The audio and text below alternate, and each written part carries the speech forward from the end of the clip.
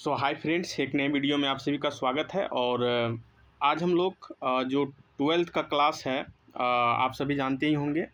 12th का जो Hindi subject है, आज हम लोग हिंदी सब्जेक्ट का जो पहला चैप्टर है कड़बक, जैसा कि यहाँ आपको दिख रहा होगा, इस सब्जेक्ट को हम लोग आज पढ़ेंगे, जिसका कि कवि है मलिक मोहम्मद जायसी।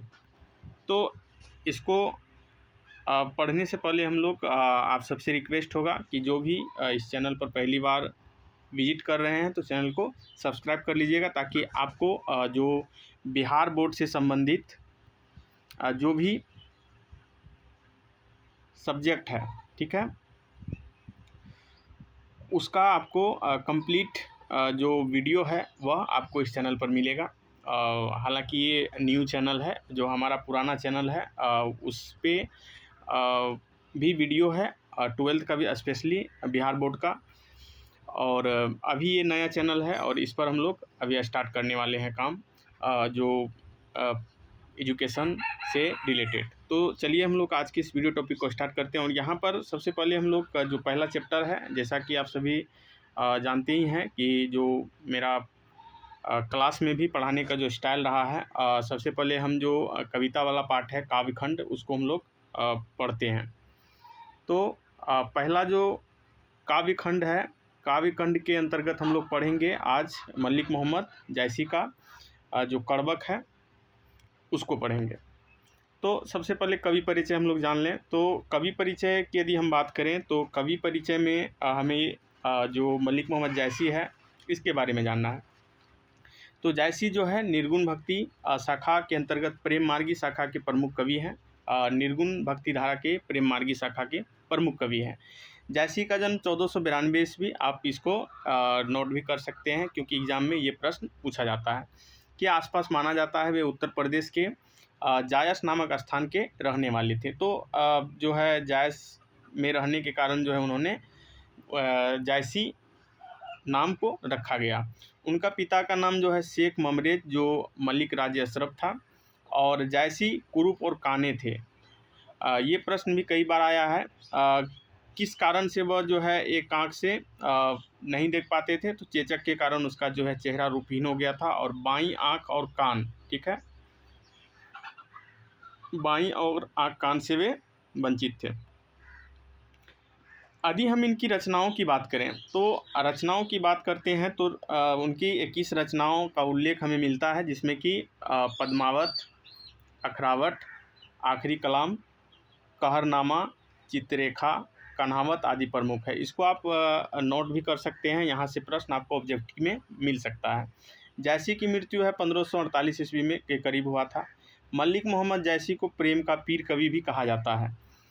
तो ये जो फैक्ट है, जो हमने लिखा है या अंडरलाइन किया है, आप इसको नोट करते जाइएगा। यहाँ से प्रश्न आने की संभावनाएं होती है, संभावनाएं क्या, यहाँ से प्रश्न पूछी जाती है। तो हमारा जो आज का पाठ है, इस पाठ में 2 कड़बक प्रस्तुत है। पहला कड़बक पद्मावत के प्रारंभिक छंद है, और दूसरा कड़बक जो है पद्मावत का अंतिम छंद से लिया गया है। प्रथम कड़बक में कवि अपनी रूपहीनता और एक आँख के अंधेपन के बारे में कहते हैं। तो वह रूप से अधिक अपने गुणों की ओर अपना ध्यान खींचते हैं। द्वितीय कड़बक में जो है कवि काव्य और उसकी कथा सृष्टि के बारे में बताते हैं, कि उनकी जो है जो काव्य सृजन उन्होंने किया है, वह जो है मनुष्य की मृत्यु होने के बाद जो है एक अमर कृति की तरह है। तो वे कहते हैं कि मनुष्य मर जाता है पर उसकी कृति सुगंध की तरह पीछे रह जाती है। तो ये हमारा हो गया कवि का परिचय। अब हम लोग पढ़ेंगे कड़बक। तो देखिए यहाँ पर पहला जो पंक्तियाँ हैं, एक नैन कवि मोहम्मद गुनी, जैसा कि आप सभी यहाँ पर देख रहे होंगे, सोई बिमोहा जे कवि सुनी, चांद जैस जग विधि अवतारा, दिन कलंक किन उजियारा, जग सूझा एकई नैनाहा, वा सूक अस नखतन माहा। आगे और भी पंक्तियाँ हैं, जो लही अम्बही डाब न होई, जो लही अम्बही डाब न होई, तो लही सुगंध बसाई न सोई, किन्न समुद्र पानी जो खारा, तो अति भाऊ असुज अपारा, जो समेरु त्रिशूल विनाशा, भा कंचन गिरी आग आकाशा, जो लही घड़ी कलंक न पारा, कांच ना होई कंचन कारा। एक नयन जस दर्पण, ओ तेहि निर्मल भाऊ, सब रूपवंत गही मुख जेवहि चाऊ। तो ये हमारा जो है पहला कड़बक है। इसका हम लोग अर्थ भी समझेंगे, चूँकि यहाँ पर नीचे जो है हमने जो भावार्थ है उसके भावार्थ को भी नीचे दिया हुआ है। तो जैसे हमारा जो पहला पंक्ति है, एक नयन कवि मोहम्मद गुनी, सोई बिमोहा जे कवि सुनी। तो इसका जो अर्थ है, तो इस ऐसे ही आप लिखिएगा। यहाँ पे हालांकि गलती हो गया। प्रस्तुत पंक्तियाँ जो है यदि आपको व्याख्या में दे तो इस तरह से लिखना है। प्रस्तुत पंक्तियाँ मलिक मोहम्मद जैसी द्वारा रचित महाकाव्य जो पद्मावत है उसका अंश है, जिसमें कवि कहते हैं कि एक नयन के होते हुए भी जैसी क्या है, गुणवान है, जो भी उसकी काव्य को सुनता है मोहित हो जाता है ना। यहाँ पे दिया हुआ है एक नयन कवि मोहम्मद गुनी, सोई बिमोहा जे कवि सुनी, मतलब वह विमोहित हो जाता है, उसकी वो मोहित हो जाता है जो इसकी कविताओं को सुनता है।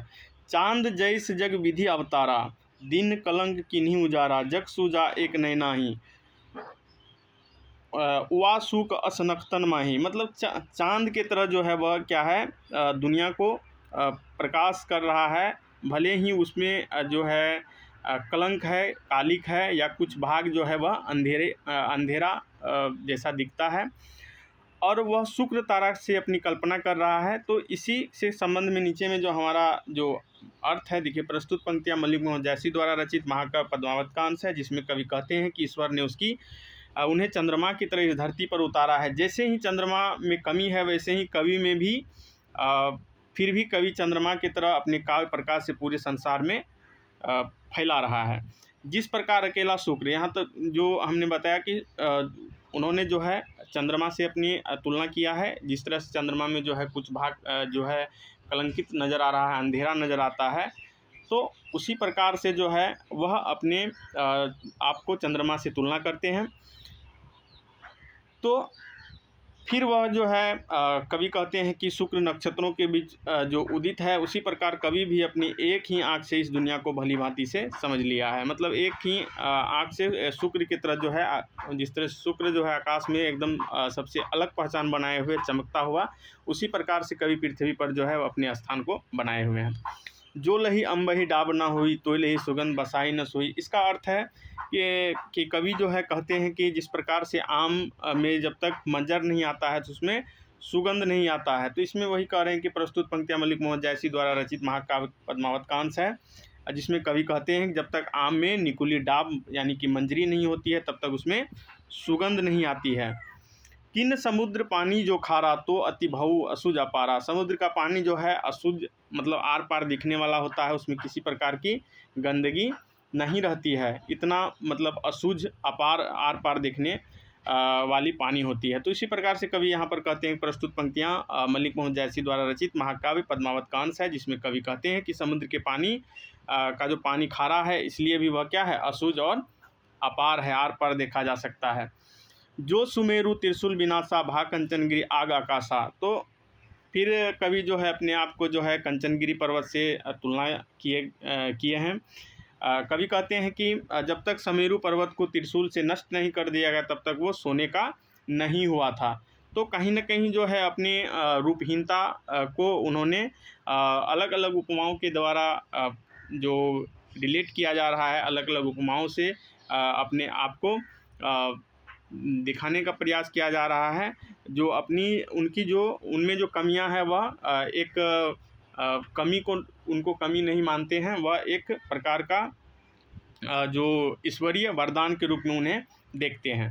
जो लही घड़ी कलंक न पारा, कांच होई नहीं कंचन कारा। इस पंक्ति में जो है जो सोने को गलाने वाला जो पात्र होता है, घड़िया, उसमें जो है सोने को गलाया जाता है, और तब जो है वह कच्ची धातु जो है सोना नहीं होता है जब तक उसको गलाया नहीं जाता। अर्थात जो है जब तक कोई कमी जो तप करके जब नहीं निकलता है, वह तब तक सोना का रूप धारण नहीं कर सकता है।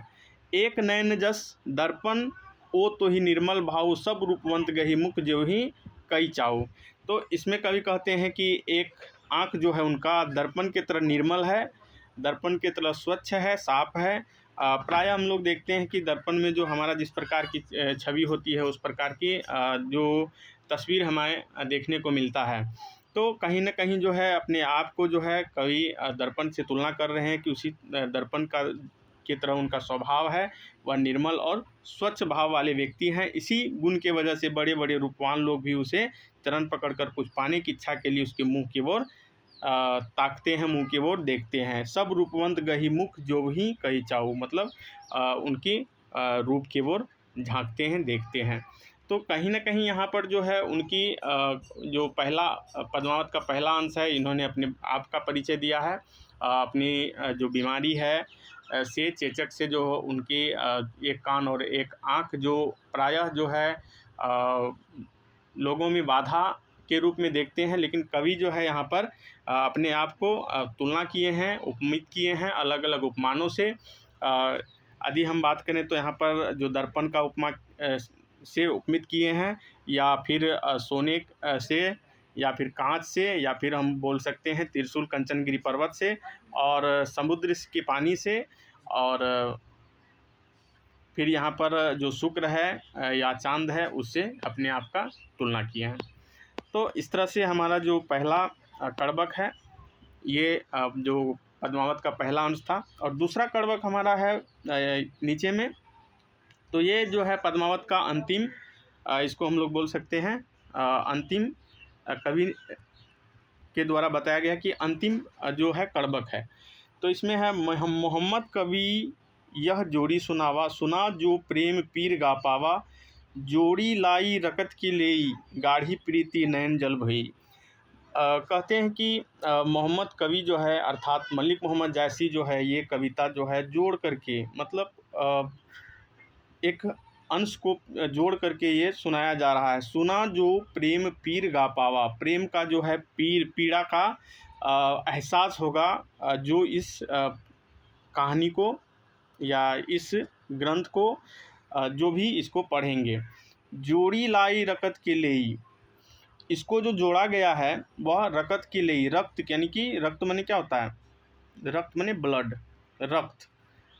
रक्त की लेई को बना करके इसको जोड़ा गया है। गाढ़ी प्रीति नयन जल भेई, और उसको गाढ़ा किया गया है नयन जल भेई, नयन यानी कि आँखों के आंसू से इसको जो है गाढ़ा किया गया है। ठीक है, तो वही इसका अर्थ यहाँ पर देख लीजिए नीचे में दिया हुआ है कि मलिक मोहम्मद जैसी द्वारा रचित महाकाव्य पद्मावत का अंश है, जिसमें कवि कहते हैं कि अपने काव्य के बारे में बताते हुए कहते हैं कि मैंने यह काव्य रचकर सुनाया है, और जिसने भी इसे सुना है उसको प्रेम पीड़ा का अनुभव हुआ है। मैंने इस काव्य को रक्त के लेई लगा करके जोड़ा है, और गाढ़ी प्रीति को आंसुओं के जल से भिगोया है। ठीक है, अगला, ओ मन जानी कवित अस्किन्हा, मक यह रहे जगत मचिन्हा, कहाँ सो रतन सेन असराजा, कहाँ सुआ असी बुद्धि उपराजा, कहाँ अलाउद्दीन सुल्तानू, कह राघव जे किन्न बखानू, कह स्वरूप पद्मावती रानी, कोई न रहा जग रही कहानी। तो पद्मावत जो है यहाँ पर कुछ जो ओ मन जानी कवित अस्किन्हा, मक यह रहे जगत में चिन्हा, कवि कहते हैं कि हमने जो इसको लिखा है ये जो है हमारा, इससे हमारा जो है जगत माने संसार में हमारा जो है पहचान रहेगा, चिन्हा, जगत में चिन्हा, चिन्ह रहेगा, पहचान रहेगा। कहाँ सो रतन सेन आप लोग जानते ही हैं, रतन सेन जो राजा हुआ करते थे, रतन सेन अस राजा, सुआ माने तोता, जो आप लोग पढ़िएगा तो यहाँ पर हीरामन नाम का एक तोता था जो कि रतन सेन को पद्मावती के बारे में बताया था, और पद्मावती जो है तक पहुँचाने का कार्य किया था, जो कि इसकी कहानी को लेकर के यहाँ पर बनाया गया है। अलाउद्दीन सुल्तान भी नहीं है, और राघव जो है, राघव चेतन, एक जो है रतन सेन के राज दरबार में रहने वाले एक विद्वान थे, जिसकी कि कुटिल बुद्धि की वजह से जो है इसको राज से निकाल दिया गया था रतन सेन के द्वारा। कह स्वरूप पद्मावती रानी, वह सुंदर पद्मावती रानी कहाँ है, कोई न रहा जग रही कहानी।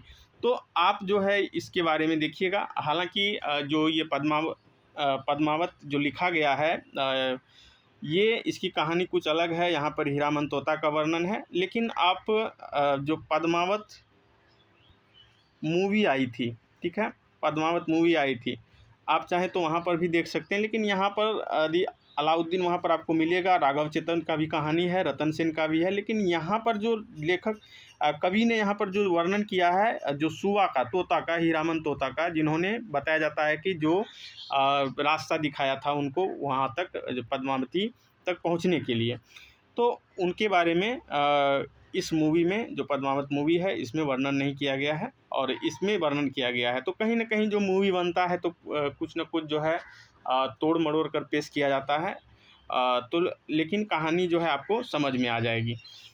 तो कुछ भी नहीं रहा, सभी जो है अब इस दुनिया में नहीं रहे। तो यही इस जो भावार्थ है इसमें ये कहा गया है कि कवि कहते हैं कि मैंने इस काव्य की रचना यह जानकर किया है कि मेरे ना रहने पर भी संसार में मेरी आखिरी निशानी यही हो। अब न वह रतन सेन है और न रूपवती पद्मावती है, न बुद्धिमान सुआ यानी कि तोता है, और न ही राघव चेतन या अलाउद्दीन है। आज इनमें से कोई भी नहीं है, यश के रूप में इसकी कहानी रह गई है। तो अपने आप को ये बताने का प्रयास किए हैं कि लोग दुनिया में रहे या न रहे, उसकी उनके द्वारा जो है उनकी कीर्ति जो है हमेशा बरकरार रहती है, अच्छे कर्म जो है हमेशा लोग याद करते हैं। धानी सोई जस कृति जासु, फूल मरे पर मरे नवासु। यहाँ पर देखिए ये जो पंक्ति है बहुत ही इम्पोर्टेंट पंक्ति है। कई बार प्रश्न यहाँ से ये प्रश्न को पूछा गया है व्याख्या में, तो आप सभी इसको एक बार नोट कर लीजिएगा। तो इसमें कह रहा है कि फूल मरे, फूल मर जाता है लेकिन उसका वास जो है, उसकी सुगंध जो है वह रह जाती है। तो यहीं पर देखिए नीचे में कवि कहते हैं कि वह पुरुष धन्य है जिनकी कीर्ति और प्रतिष्ठा इस संसार में उसी तरह रह जाती है जिस प्रकार पुष्प के फूल के मुरझा जाने पर भी उसकी सुगंध रह जाती है। केई न जगत जस बेचा, केई न लिन्ही जस मोल, जो यह पढ़े कहानी हम सबरे दुई बोल। तो इसमें कह रहे हैं कि जो यह कहानी है, यह संसार में यश न तो कोई बेचा है और न किसी ने खरीदा है, ठीक है, यश को न कोई बेचा है न कोई खरीदा है। कवि कहते हैं कि जो मेरे कलेजे की खून से रचित यह कहानी पढ़ेगा, ठीक है, यानी कि जो इनके कहानी को पढ़ेगा वही जो है दो शब्दों में याद रखेगा, जो इनकी कीर्ति को पढ़ेगा, अर्थात कौन सा, पद्मावत। पद्मावत, इसके और बहुत सारे कृतियाँ हैं, लेकिन पद्मावत जो है इसका लेवल ही अलग है। इसको आप पढ़िएगा तो आपको जो है सोचने पर मजबूर कर देगा।